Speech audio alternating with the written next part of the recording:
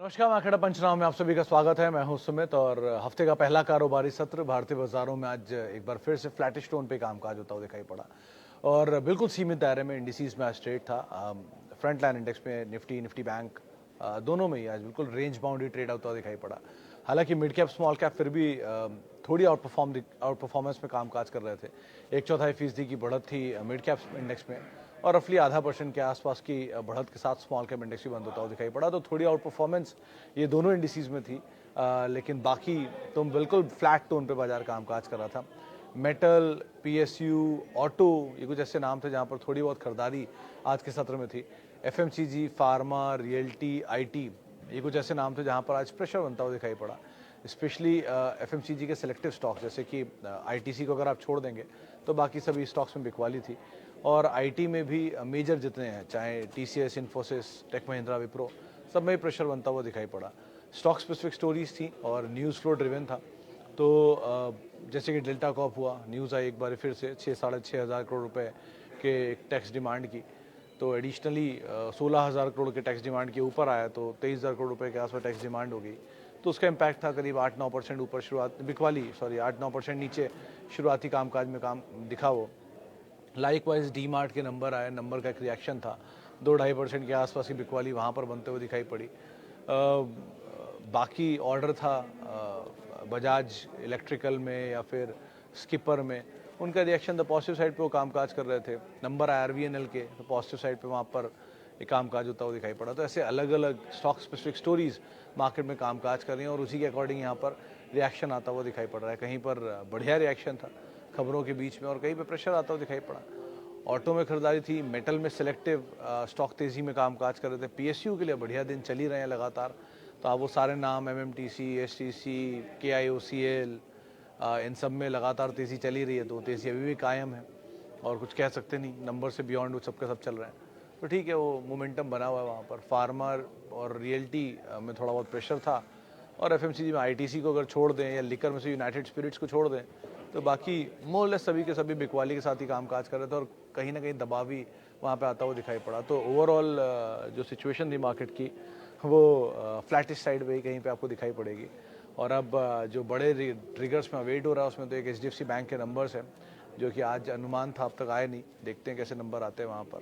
क्योंकि अनुमान ये लगा रहा बाजार की शायद Q2 के नंबर में थोड़ा बहुत मार्जिन का डायल्यूशन हो, लेकिन कमेंट्री नंबर Q2 अपडेट तो ठीक था, नंबर दिखते कैसे आते हैं। प्लस अब कल नंबर है हैवी, इसमें बजाज फाइनेंस के नंबर है, प्लस एफएंडो की 4 कंपनियों के नंबर हैं, कैनफिनोम, सिंजीन, एलएनटी टेक, साथ साथ आईसीआईसीआई प्रूडेंशियल, इन चारों के नंबर कल आने वाले हैं। तो बाजार उन पर भी नज़र रखेगा and as we go on आगे चल के नंबर बढ़ते ही जाएंगे अब यहाँ से, क्योंकि ये शुरुआत है। आज जियो फाइनेंशियल के भी नंबर आने, पहले नंबर होंगे तिमाही के। तो ये कुछ चीज़ें हैं जिनको बाजार बहुत कीनली वॉच कर रहा है। बाकी वो टाटा टेक वाली खबर आई थी फ्राइडे को, उसका रिएक्शन था टाटा मोटर्स में आज 1-1.5% के आसपास की बढ़त शुरुआत में देखने को मिली, बाद में फिर आउट होते हुए दिखाई पड़े। सो बहुत देर को सस्टेनेबल नहीं, बहुत डल सा मार्केट, लो सा मार्केट आज आपको दिखाई पड़ेगा ओवरऑल कामकाज करता हुआ पूरे दिन में। पीएसयूज में बस थोड़ा बहुत एक्शन था, तो पीएसयूज फ्लेवर था आज हॉट, लेकिन अदरवाइज तो इंडेक्स बिल्कुल ही शांत आपको दिखाई पड़ेगा। चलिए अब सवाल जवाब का सिलसिला शुरू कर लेते हैं और बातचीत कर लेते हैं कुछ सवालों को लेकर भी। जो पहला सवाल मेरे पास आया है, कहाँ गया फेसबुक लाइव। हाँ, सबसे पहला सवाल जो मेरे पास आया है, बर्जर पेंट में क्या ऐड कर सकते हैं, 492 ही खरीद है तो आपकी कॉस्ट के तो आसपास ही होगा अभी, तो बहुत ज़्यादा तो नहीं। अगर नीचे आया तो क्यों ही ऐड करना, अगर नीचे आया तो ऐड कर लीजिए, अगर नहीं आया तो मत कीजिए। और प्री बोनस है या पोस्ट बोनस है ये भी क्लैरिटी नहीं है मुझे कि अगर प्री बोनस है तो फिर नीचे की खरीदारी होगी, और पोस्ट बोनस है तो जैसे टर्मोइल चल रहा है, $90 के ऊपर क्रूड है अभी, अगर ये थोड़ा और सस्टेन करता है तो थोड़ा बहुत प्रेशर यहाँ प्रिवेल करेगा, क्योंकि इनकी इनपुट कॉस्ट का मेजर हिस्सा होता है क्रूड डेरिवेटिव्स। सो अगर क्रूड डेरिवेटिव्स का प्रेशर रहा ये क्वार्टर में तो अगले क्वार्टर में इम्पैक्ट दिखेगा। ये क्वार्टर में तो ये बात है कि फेस्टिवल डिमांड रहती है तो प्रीएम्प्ट अब टिकाना चाहिए, बट नेक्स्ट क्वार्टर में इसका शायद थोड़ा बहुत इम्पैक्ट रहेगा जो क्रूड के प्राइसेस हायर साइड पर हैं। सो कमेंट्री पार्ट क्रूशियल है, लेकिन अगर कोई नीचे मिले तो आप ज़रूर ऐड करो। अभी कॉस्ट के नीचे आया तो आराम से आप ऐड कर सकते हो, कोई दिक्कत नहीं है। बट अगेन क्रूड की प्राइसेस के ऊपर आप नज़र रखना। एंड फॉलो अप लेते रहना कि एशियन और बर्जर में ज़्यादा बेटर वैल्यू कहाँ आपको मिल रही है, उसके अकॉर्डिंग आप ऐड कर सकते हो। Okay okay okay okay, hang हो गया फ़ोन ही। एनीवेज, तो कल्पतरू पावर एंड आईएफएल दोनों के शेयर बाय हैं, दोनों स्टॉक 700 कर गए हैं आगे आगे का। तो सर अगर 25-25 शेयर भी आप बेच दो तो कैपिटल तो आपकी निकल ही आनी चाहिए मेरे ख्याल से, मोर लेस कैपिटल निकल आएगी। तो दोनों में कैपिटल तो निकाल ही लो एटलीस्ट, उसके बाद आप बने रहो तो बात प्रॉब्लम नहीं है, क्योंकि एक स्टीप गेन था आईएफएल में। तो कल्पतरू तो फिर भी बहुत अच्छी कंपनी है और अच्छे ऑर्डर इनफ्लोज आए इस क्वार्टर में, और इस बार वही कंपनियां ज़्यादा रिएक्शन दे रही हैं बढ़िया, जहाँ ऑर्डर इनफ्लोज अच्छे आ रहे हैं। सो कल्पतरू में तो आप अदरवाइज ही बने रह सकते हो, बट दोनों में ही क्योंकि आपको कैपिटल अच्छा अप्रिशिएट हुआ है, तो पहले कैपिटल प्रॉफिट निकाल लो, और मतलब 25-25 शेयर बेच दोगे तो कैपिटल निकल आएगा। अब बाकी रिमेनिंग स्टॉक के साथ आप बने भी रहो तो कोई ऐसा हार्म नहीं है इसमें। कंपनियां बेटर हैं स्पेशली कल्पतरू, लेकिन कैपिटल बुक करने में कोई बुराई नहीं है एटलीस्ट दोनों में, जब सामने टेबल पे दिख रहा है तो। Okay, SBI and Tata Motors subdivision of shares, is this real? मतलब I have not heard that. SBI में तो कोई स्टॉक स्प्लिट नहीं आ रहा, अगर आप स्टॉक स्प्लिट ही पूछ रहे हैं तो, और टाटा मोटर्स में भी कोई स्टॉक स्प्लिट मैंने नहीं सुना अभी तक तो। मतलब एटलीस्ट ऑफिशियली तो नहीं बोला गया है कहीं पर भी एक्सचेंज पे।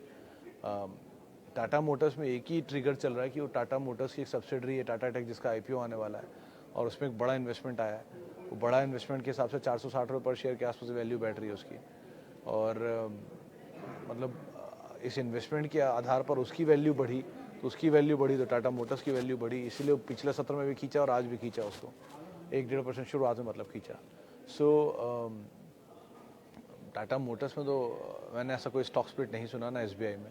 सो स्टॉक स्प्लिट के दम पे अगर आप ले रहे हो तो अभी तक ऐसा कोई ऑफिशियल अनाउंसमेंट नहीं है। बाकी न्यूज़ फ्लोज के लिहाज से आप टाटा SBI में तो 2-3 लेवल हैं क्रूशल रखिएगा, 580 नीचे और ऊपर 635, 620, 635, वो ब्रीच होता है तो तेज़ी आएगी, क्योंकि वो पुराना ऑल टाइम हाई है उसका नंबर्स के ऊपर। और टाटा मोटर्स अदरवाइज भी टाटा टेक का IPO जैसे जैसे करीब आएगा उस पर डिपेंड करता है, but both are good companies to go और होल्ड, कोई दिक्कत नहीं दोनों में। टाटा मोटर्स में बस डेट का इशू और लॉस का इशू ज़रूर है, लेकिन सब्सिडरी की वैल्यू अनलॉकिंग का कुछ इम्पैक्ट शायद देखने को मिले, लेकिन अभी के लिए तो SBI इज़ बेटर कंपेरेटिवली दोनों में, और स्टॉक स्प्लिट दोनों में कोई खबर नहीं है। 1000 जोमेटो 60 एवरेज, होल्ड या सेल? 111, 12, 114 देखा था आज मैंने, अपना नया साल का हाई बना रहा है। सो बेटर तो ये सर, आपकी कॉस्ट से ऑलमोस्ट डबल हो चुका है, ये डबल से भी ज़्यादा, ऑलमोस्ट डबल हो चुका है राजा। तो आप अभी तो थोड़ा थोड़ा हल्का करना शुरू करना, एंड होल्ड द रिमेनिंग, मतलब कैपिटल निकालो और होल्ड द रिमेनिंग स्टॉक। एक ही चीज़ क्रूशियल है, क्योंकि ये अगर मान लीजिए ये लॉस मेकिंग एंटिटी है, प्रॉफिट मेकिंग हो जाए तो बात अलग है, लेकिन जब तक लॉस मेकिंग है कोई भी सिचुएशन ऐसी है नहीं कि इसमें आप लॉन्ग टर्म पोर्टफोलियो में होल्ड करो। बट ठीक है, वो भाव आपका बहुत अच्छा है जहाँ पे आपने खरीदारी की है, उस भाव से पुल बैक है। सो बेटर ये है कि आपको कहीं भी ऊपर के लेवल मिलते जा रहे हैं, थोड़ा थोड़ा कैपिटल रिलीज अपना निकाल लो, मुफ्त के शेयर आप फिर जब तक चाहो होल्ड करो। बट अभी के लिए तो नंबर्स पे नज़र रखना है, इस क्वार्टर के क्या आते हैं, क्या ऑपरेटिंग प्रॉफिट या प्रॉफिट दिखाने लग जाए company, then situation would be something else. लेकिन अभी के लिए तो यही बोलूँगा कि होल्ड करो और ट्रेल, धीरे धीरे कॉस्ट निकालते रहना अपनी। जरा कुछ सवाल अब यूट्यूब के भी ले लेता हूँ, कहाँ गया, हाँ ये रहा।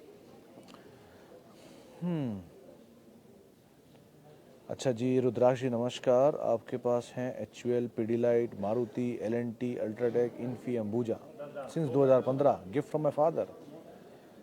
नहीं सर, मैं रुद्राक्ष सर अभी भी नहीं बोलूँगा कि इसमें कुछ प्रॉफिट बुक करें आप किसी में भी, क्योंकि until unless you are in desperate need of money, क्योंकि gift from a father one, और रही बात टू, उनकी खरीदारी बहुत नीचे की होगी मेरे ख्याल से, तभी वो गिफ्ट के तौर पर आप इन्हें बोल रहे हो।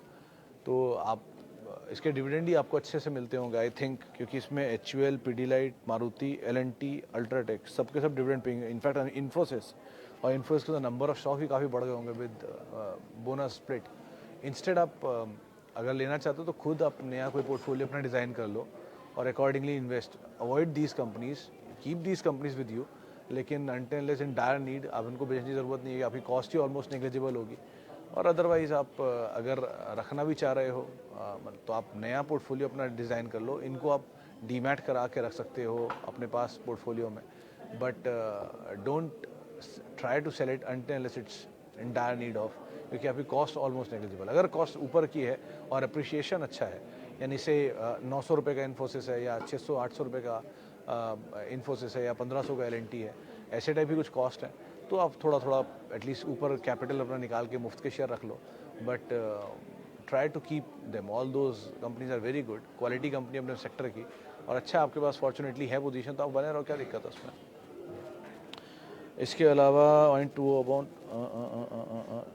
पोर्टफोलियो में और भी शेयर हैं, बट इनमें से किससे निकाला जाए, ऐसे ही रहने दें सर, सजेस्ट करें।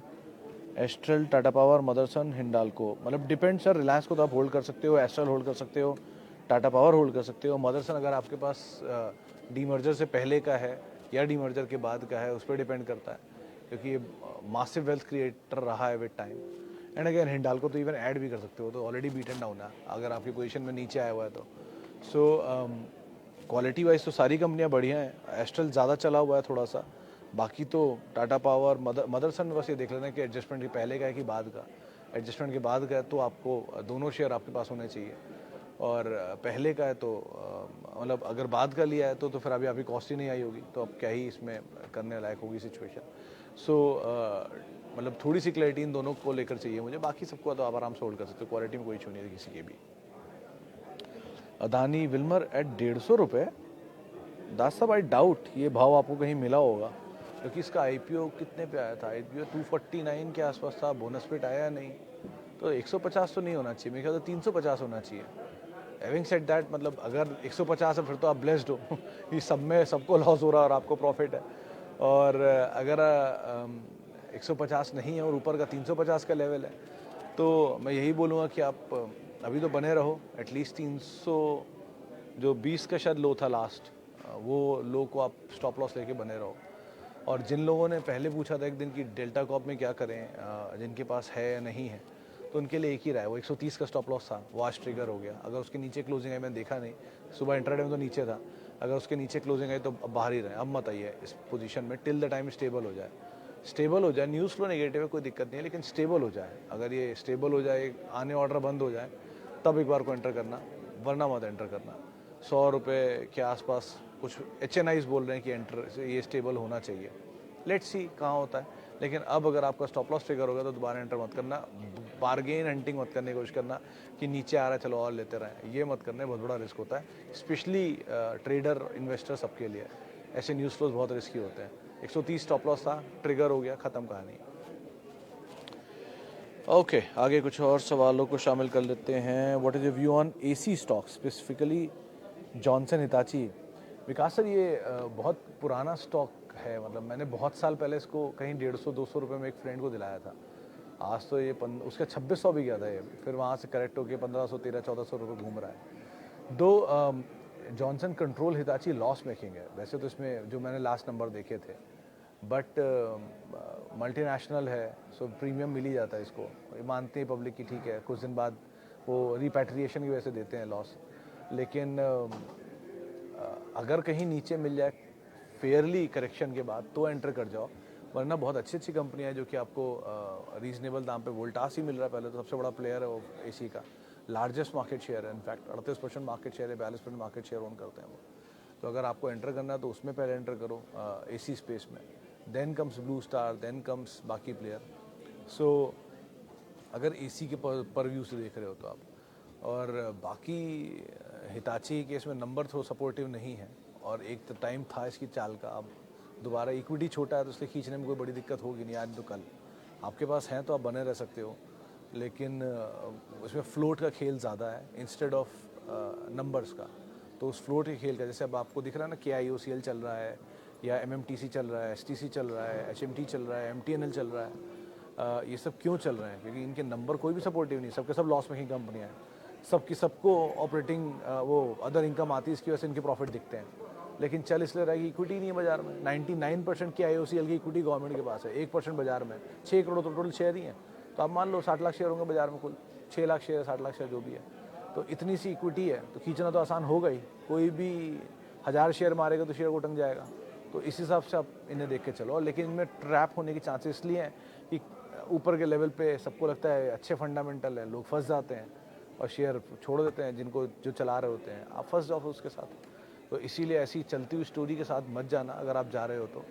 और अदरवाइज़ हिताची में भी यही है, फ्लोट कम है, बाकी नंबर थोड़े से सपोर्टिव हो जाएं तो बात अलग है। फिर तो पहले तो मतलब लॉस था, अभी मैंने बहुत टाइम से ट्रैक नहीं किया, विल सी अगेन कैसा नंबर है इसका। Okay, Nifty 19,000 call. सर आप गलत आदमी पूछ रहे हो सर, मैं I don't track markets for on a short term. Long term बात कर सकते हो आप मुझसे, लेकिन शॉर्ट टर्म के लिए मैं मार्केट ट्रैक नहीं करता, माफ़ी उसके लिए। मेरे पास 90 शेयर हैं टीसीएस के, सारे शेयर बायबैक में जाएंगे, मेरे कुछ कन्फ्यूज़न है। नहीं, आई डोंट थिंक समीर जी, आप ऐसे समझो ना 4.5% का वो आया हुआ है इनका रेशियो, तो कहाँ से ये लोग ले लेंगे? 4.5 मतलब होता है कि 100 शेयर आप दोगे तब जाके कहीं 4 शेयर टेंडर होंगे, और मैं उम्मीद कर रहा हूँ कि 90 शेयर आपके एक ही अकाउंट में होंगे। तो अगर आप सारे के सारे भी दे दोगे तो भी मुश्किल 3 शेयर या 2 शेयर इसमें एक्सेप्ट होने चाहिए, अगर पूरी टेंडर हो जाते हैं तो। लेकिन अगर नहीं भी होते तो आपको कोई डिसहार्टन होने की ज़रूरत नहीं है कि आपका भाव कभी नहीं आएगा।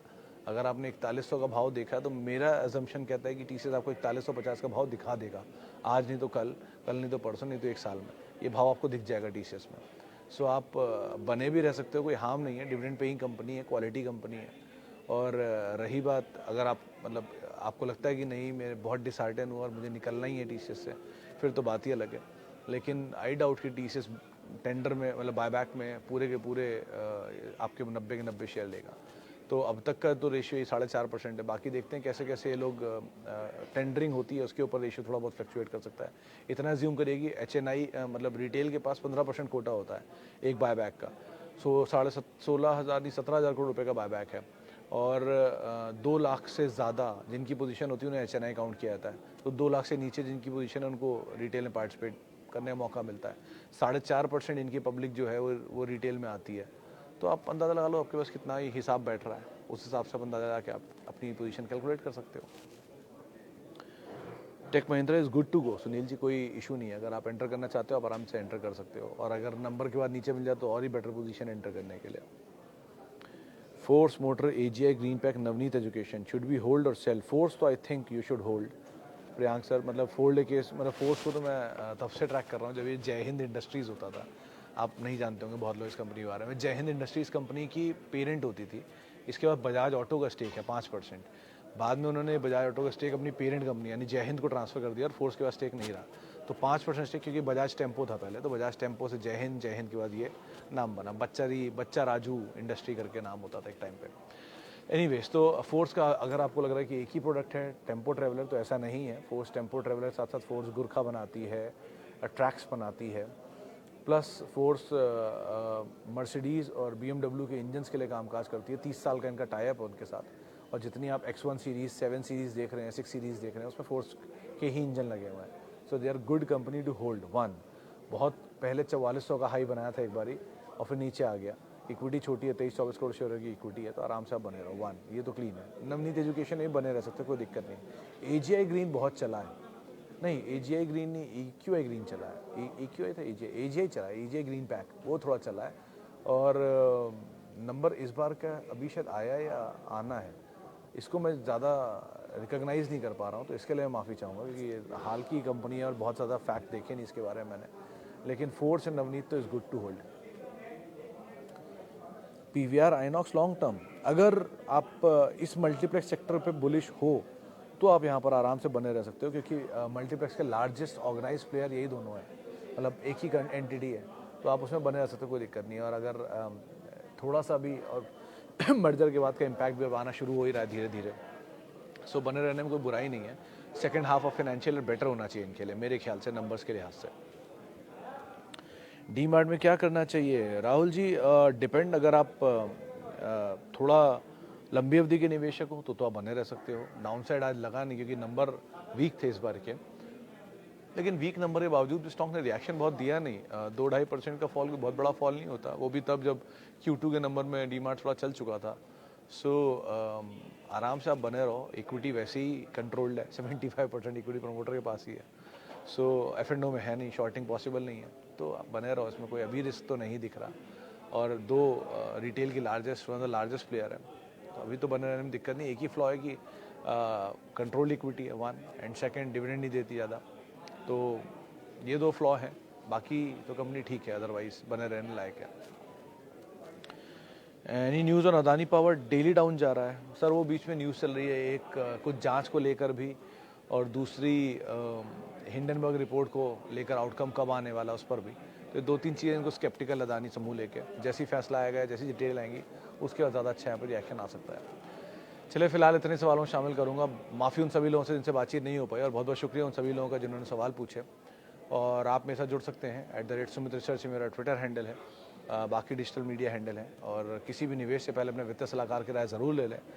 और आप सवाल पूछ सकते हैं CNBC आवाज़ के यूट्यूब और फेसबुक पेज पे। अभी HDFC बैंक के नंबर आए हैं, नंबर प्राइमा फेसी तो कुछ मिले जुले से लग रहा है, बाकी देखते हैं कैसे डिटेल आते हैं। कल आपसे बातचीत होगी इसके ऊपर। नमस्कार।